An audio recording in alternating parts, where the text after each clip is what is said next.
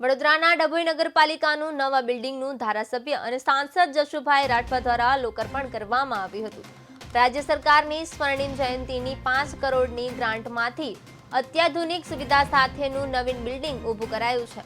આ પ્રસંગે ધારાસભ્ય, સાંસદ, નગરપાલિકા પ્રમુખ, ત્યારે ચીફ ઓફિસર સહિતના સદસ્યો અને નગરપાલિકા તમામ કર્મચારીઓ મોટી સંખ્યામાં હાજર રહ્યા હતા।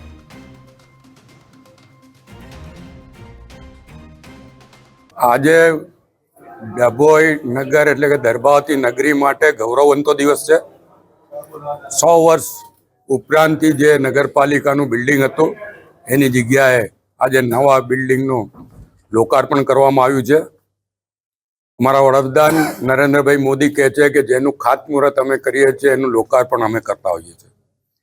આનું ખાતમુહૂર્ત પણ મારા હાથે થયું હતું અને આજે આનું લોકાર્પણ પણ મારા હાથે થઈ રહ્યું છે। ત્યારે હું નગરના તમામ નગરજનોને અભિનંદન આપું છું, શુભેચ્છા પાઠવું છું। 5 કરોડ ઉપરાંતના ખર્ચે આ નવું બિલ્ડિંગ તૈયાર થયું છે અને આપ જોઈ શકો છો કે અત્યંત સુવિધાઓ સાથેનું આ ડભોઈ નગરપાલિકાનું બિલ્ડિંગ। ત્યાં પ્રમુખની કેબિન, ઉપપ્રમુખની કેબિન અલગ, દર્ભાવતી નગરીમાં 12 કરોડ 68 લાખ રૂપિયાના કામોનું લોકાર્પણ કરવામાં આવ્યું છે। આને માટે હું તમામ નગરજનોને અભિનંદન આપું છું।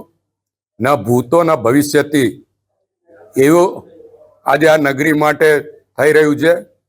આજ સુધીમાં મારા કાર્યકાળ પછી પણ આ જ્યારથી ભારતીય જનતા પક્ષનું કાયદેસર